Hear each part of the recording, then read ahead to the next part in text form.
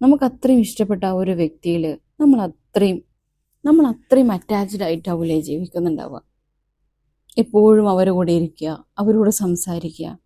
അവർക്ക് ഇഷ്ടമില്ല എന്നുണ്ടെങ്കിലും അല്ലെങ്കിൽ അവർ നമുക്ക് വാല്യൂ തരുന്നില്ല എന്നുണ്ടെങ്കിലും നമ്മൾക്ക് ചിലപ്പോൾ നമ്മൾ മൈൻഡ് പോലും ചെയ്യുന്നുണ്ടാവില്ല. എന്നാലും നമുക്കൊക്കെ ഉള്ള ഒരു മെൻറ്റാലിറ്റിയാണ്, ആരാണോ നമ്മളെ അവോയ്ഡ് ചെയ്യുന്നത്, ആരാണോ നമുക്ക് വില കുറച്ച് കാണുന്നത്, ആരാണോ നമുക്ക് സമയം തരാത്തത്, നമ്മളെ പരിഗണിക്കാത്തത്, അവരുടെ പിന്നാലെ പോകാനുള്ളൊരു ടെൻഡൻസി നമുക്കൊക്കെ എപ്പോഴും ഉണ്ടാവാറുണ്ടല്ലേ. ഞാനിത് പറയുമ്പോൾ നിങ്ങളൊക്കെ ഒന്ന് ഉള്ളിൽ ആലോചിക്കുക, അതൊരു സത്യമാണ്. നമ്മളെ പരിഗണിക്കാത്ത ഈ ആളുകളെ പിന്നാലെ നമ്മൾ പോകുമ്പോൾ, നമ്മൾ സംസാരിക്കാൻ വേണ്ടി ശ്രമിക്കുമ്പോൾ, എന്നോടൊന്ന് സംസാരിക്കുമോ, എൻ്റെ അടുത്തൊന്ന് ഇരിക്കുമോ, എന്നെ ഒന്ന് കേൾക്കുമോ, എന്നെ ഒന്ന് കെയർ ചെയ്യുമോ, ഇല്ലെങ്കിൽ നമുക്കൊന്ന് പുറത്ത് പോയിക്കൂടെ. അപ്പോൾ ഇത് ആരും ആയിക്കോട്ടെ, അധിക കേസിലും നമ്മുടെ പാർട്ട്ണർ ആയിരിക്കാം, അല്ലെങ്കിൽ നമുക്ക് അത്ര ഇഷ്ടപ്പെട്ടിട്ടുള്ള നമ്മുടെ ഒരു ഫ്രണ്ട് ആയിരിക്കാം, അങ്ങനെ നമുക്ക് പ്രിയപ്പെട്ട ആരെങ്കിലുമൊക്കെ ആയിരിക്കാം. നമ്മൾ മനസ്സിലാക്കേണ്ട ഒരു കാര്യം, നമ്മൾ എയിം ചെയ്യുന്നത് അവരുടെ പ്രസൻസാണ്. നമ്മൾ എയിം ചെയ്യുന്നത് അവർ നമുക്ക് വേണ്ടി തരുന്ന സമയമാണ്, നമ്മളെ കേൾക്കുന്നതാണ്, നമുക്ക് വേണ്ടി തരുന്ന കരുതലാണല്ലേ. എന്നാൽ ഇതൊക്കെയാണ് നിങ്ങൾ എയിം എന്നുണ്ടെങ്കിൽ നിങ്ങൾ ആദ്യം അവരോടുള്ള ഈ റിക്വസ്റ്റ് നിർത്തുക. ഞാനിങ്ങനെ പറയുമ്പോൾ നിങ്ങളൊക്കെ ചിലപ്പോൾ ആലോചിക്കുന്നുണ്ടാവില്ലേ, അത്ര പെട്ടെന്നൊക്കെ അത് നിർത്താൻ കഴിയുമോ? തൊട്ട സമയം വരെ, ഈ തൊട്ടടുത്ത നിമിഷം വരെ നമ്മൾ ഓരോരുത്തരും ചെയ്തുകൊണ്ടിരുന്ന ഒരു കാര്യമാണ്.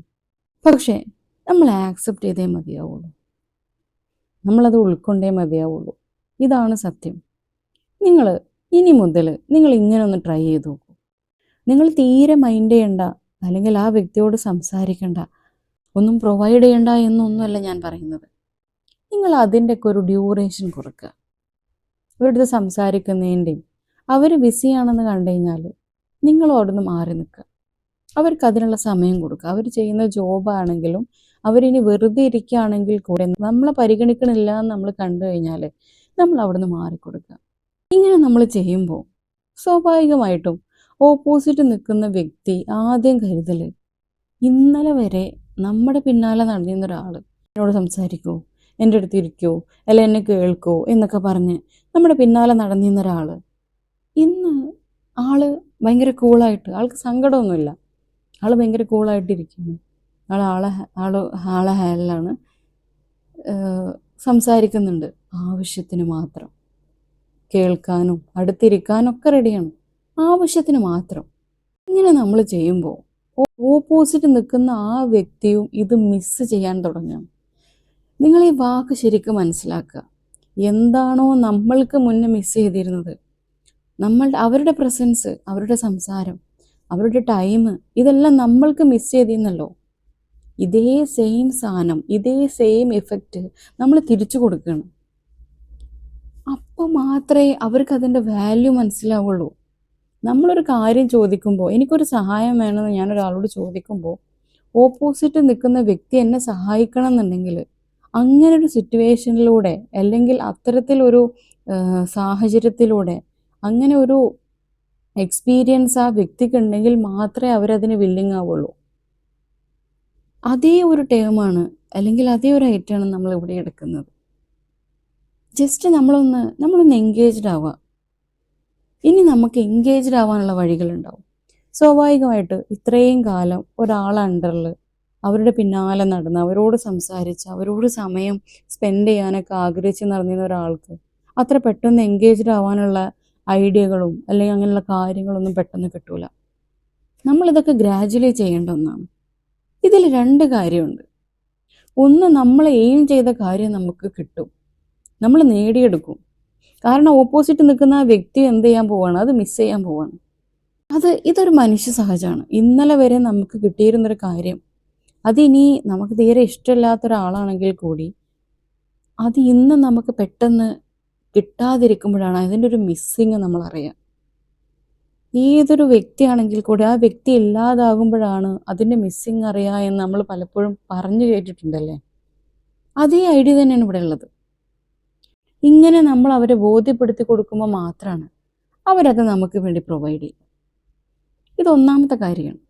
ഇനി രണ്ടാമത്തെ കാര്യം, നമ്മുടെ ഉള്ളിൽ നമ്മൾ എവിടെയോ മറന്നു വെച്ചിട്ടുള്ള ആ പഴയ നമ്മളെ നമുക്ക് തിരിച്ചു കിട്ടുട്ടോ.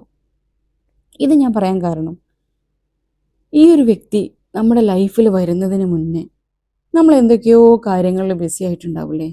നമ്മൾ ഇഷ്ടപ്പെട്ടിട്ടുള്ള കുറേ കാര്യങ്ങൾ ഉണ്ടാവില്ലേ? നമ്മൾക്ക് ഇഷ്ടപ്പെട്ടിട്ടുള്ള കുറച്ച് ആളുകൾ വരെ ഉണ്ടാവില്ലേ? അവരുടെ അടുത്തൊക്കെ നമ്മൾ കൂടുതൽ സ്പെൻഡ് ചെയ്യാൻ തുടങ്ങും. അല്ലെങ്കിൽ ആ കാര്യങ്ങളിലൊക്കെ നമ്മൾ ഒന്നും കൂടെ എൻഗേജ്ഡ് ആവാൻ തുടങ്ങും. ആ പഴയ ഇഷ്ടങ്ങളും ആ പഴയ കാര്യങ്ങളൊക്കെ ഒന്ന് പൊടി തട്ടിയെടുക്കാൻ വേണ്ടി തുടങ്ങും. ഈ ചിത്രം വരക്കുന്നവരൊക്കെ ആണെന്നുണ്ടെങ്കിൽ, അല്ലെങ്കിൽ എന്താണോ നമ്മൾ പണ്ട് ചെയ്തിരുന്ന ഹോബീസ്, വായിക്കുന്നവർ, വായനയൊക്കെ നല്ലൊരു നല്ലൊരു ഹോബിയാണ് എൻ്റെ ഒരു അഭിപ്രായത്തിൽ. ഒരുപാട് വായിക്കുന്നവർക്ക് അവർക്ക് ഒരുപാട് നോളജ് ഉണ്ടാവും എന്നാണ് ഞാൻ പറഞ്ഞു കേട്ടിട്ടുള്ളത്. അപ്പം ഇങ്ങനെ ഒരുപാട് പഴയ നമ്മൾക്ക് തന്നെ നമ്മളെ മിസ് ചെയ്തിട്ടുള്ള കുറേ കാര്യങ്ങൾ നമുക്ക് നേടിയെടുക്കാൻ വേണ്ടിയിട്ട് പറ്റും. ഒന്ന് പൊടി തട്ടിയെടുക്കുക. ആ പഴയ പേപ്പറും പെന്നൊക്കെ ഒന്നെടുത്ത് ഒന്ന് വരച്ച് നോക്കി, ഒന്ന് എഴുതി നോക്കി. അല്ലെങ്കിൽ ആ പഴയ ഫ്രണ്ട്സ് ഉണ്ടല്ലോ, നമ്മൾ അത്ര ഒരുപാട് സംസാരിച്ചിരുന്ന, മണിക്കൂറുകളോളം നമ്മൾ സംസാരിച്ചിരുന്ന നമ്മുടെ ആ പഴയ ഫ്രണ്ടിനെയൊക്കെ ഒന്ന് വിളിച്ച് സംസാരിക്കുക. അതിനും നമ്മുടെ ലൈഫിൽ നമ്മൾ ഇമ്പോർട്ടൻ്റ് കൊടുക്കണം, നമ്മൾ പ്രാധാന്യം കൊടുക്കണം.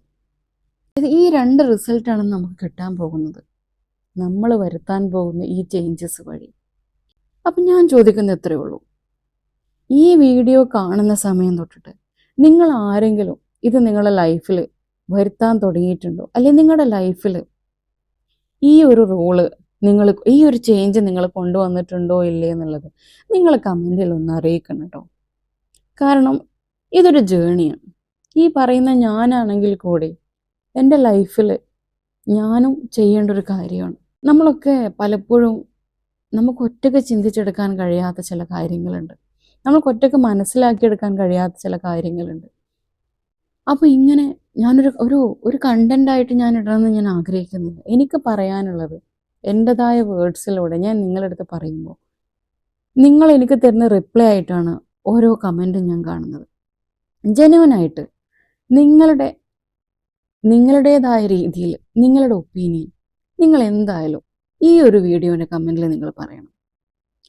ഈ വീഡിയോ നിങ്ങൾക്ക് കണക്റ്റ് ആയിട്ടുണ്ട് എന്നുള്ളതിന് എനിക്ക് കിട്ടുന്ന ഒരു റിപ്ലൈ ആയിട്ടാണ് ഞാൻ ഈ ഓരോ കമൻറ്റിനെയും കാണുന്നത്.